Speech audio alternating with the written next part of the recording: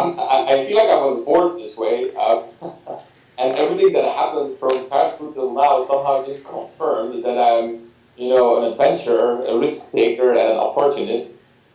I'm kind of person, I'll just jump into an opportunity when I see it. I'll follow my heart, jump and go, and then worry about the consequences later. The furthest memory that I have is when I was a little child, there was this, little heap of sand at the end of our street, and I had this little bicycle, and I was really wondering what would happen if I would just go as fast as I could on my bicycle and go over it, right?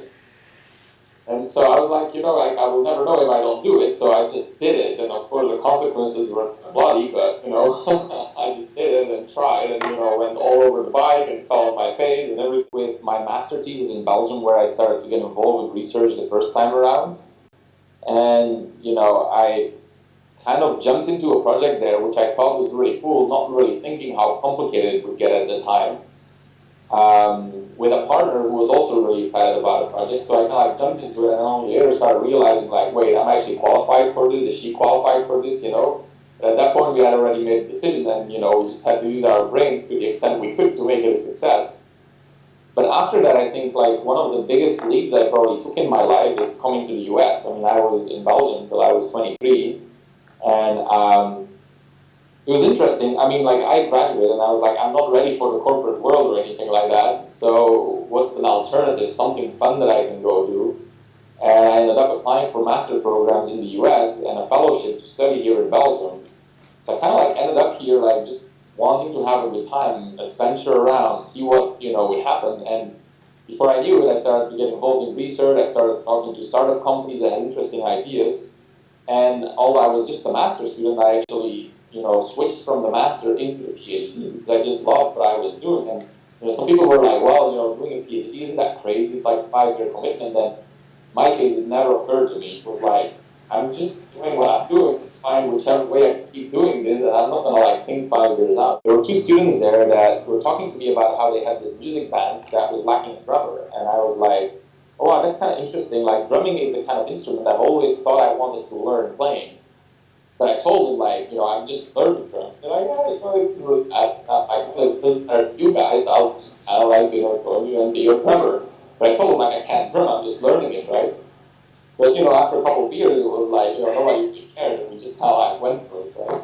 I think that's a very characteristic story of how I function. Like, I kind of see an opportunity somewhere, I make a decision with my heart, and then I use my brain to somehow figure out how to carry the consequences, right? Our final goal is basically build a Google for music, a search engine for music, where people can find any music that is anywhere online. So the search engine is not limited to popular songs. In fact, a lot of the songs in the search engine would be songs that nobody has ever heard of, what's called the long tail of music. What we're doing has some similarity to iTunes, to Pandora, and to other music services, but the big difference is that we are developing technology in our lab that allows computers to listen to music, analyze it, and then add it to the big database of search engine. Right? Because, like, for example, Pandora, the way they work is they have people, music experts, basically labeling music, which is why the amount of music in their radio station is limited to probably roughly 1 million songs, plus or minus. We're building a system that can go out there to the internet overnight and access the tens of millions of songs that are out there and put them all into a search engine and make them searchable like Google does for text documents. The core is we are using computers to listen to the music and analyze it, figure out who may like it, who doesn't like it. The work that we have done so far assumes that we're modeling the average listener. I know it's a simplifying assumption, but one has to start somewhere, right? So the way we do this is we basically go out there and ask people to give us examples of romantic music.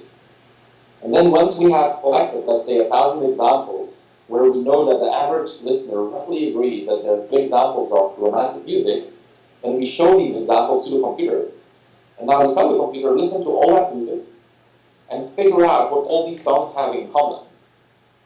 And then at that point, what you're finding out is what is a typical acoustic pattern that reoccurs, romantic songs, right? Then the computer knows what that pattern is, and then can actually look for that pattern in the millions of songs that are on MySpace, and that way somehow, filter out which song the average listener tagged with romantic. Right now, we have the two main components in place. So one component is, how do we get 1,000 examples of romantic songs that the average user agrees on are romantic songs? The way we do that is we have an online game in Facebook called Heard It that people can play, and it's a game around music, around tagging music, in fact. And so we've had probably about 10, 15,000 people so far that visited, played hundreds of thousands of games. So from these games, we extract that part in place. So the second part we also have in place, which is basically computer algorithms that allow us to extract the typical acoustic patterns from these 1,000 romantic songs or jazz or drum songs or whatever, right? Then, go out there and amongst the millions of songs on MySpace, figure out which songs are good romantic songs, good jazz songs, etc. The two main components are in place. The collection of the training data, the training system, and then the actual algorithms to train the system. The one thing that we still have to close on 100% is the actual search engine. We have a demo search engine out there. The only problem is right now it doesn't have access to millions of songs just because of licensing issues. The great thing that could happen in the next 5 or 10 years is that we can develop systems that bring content to us without us even asking for it, that are tailored to our own preferences. And I think music is a very good kind of test case for that. It could be like movies, restaurants, all kind of other things in life that are like kind of like entertainment-ish. There's a difference, like between looking for information, like looking like Google, like where you exactly know what you want, and looking for entertainment, like I'm off of work, it's 8 o'clock in the evening. I mean, not that that happens to me, but hopefully to others just happen that they can get home at 8. And so then suggest me something fun to do tonight, right? Now, so music is just one axis of that, and I think that what we're working on is really going to lead to a point where people will basically just listen to one radio station all day long, and the radio station will adapt to their taste, will adapt to the taste that may be different in the morning and in the evening when they're working out than when they're sitting on a bus and reading or things like that. And this is actually something we're working on, by the way, just a quick side answer here. Right now, we're in the middle of a project where we're trying to use the sensors like accelerometer, GPS, microphone, etc., in smartphones to figure out what the activity or the mood of the user is. So then once we know that information, we can actually recommend music without even having to ask the user what type of music they would like to listen to. Now, of course, I mean, there's a little bit of tuning involved here, right? So like initially you will have something like thumbs up and thumbs down, so that the user can give a little bit of feedback as to why they like the music or not when you serve it to them. But over time, we would learn like which music do they like more and which do they like less, given certain activities that they're doing. I think the bigger picture of all of this is really like bringing like entertaining content, like music, like food, other content, to the user like a zero-click way. Like just the cell phone just pops up with recommendations. You walk into a restaurant and it tells you like, hey, that item on the menu, I think you would like it. Of course, this may be creepy, so like maybe you should have the computer give us like 5 suggestions. So still, as a human, we feel like we're still making some choice by ourselves, right? I think the lessons that I've learned is just follow your passion, follow your heart, see opportunity, go for it.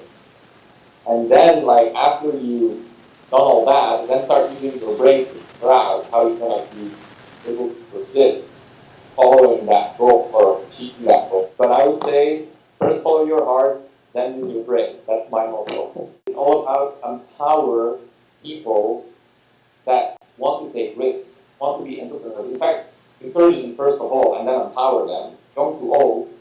Now that said, I'm at a university here. I would certainly want to shout out, empower the young people. It's really interesting. Like 15 to 25-year-olds have insane idealism, ideas, and energy. They can do the most incredible, crazy things. I mean, I work with them here all the time. Even right now, I'm working with a high school student who's 15 years old and truly inspiring, It's so amazing. Like, very often in like a workplace, people are like, well, the junior, we have to train them, right?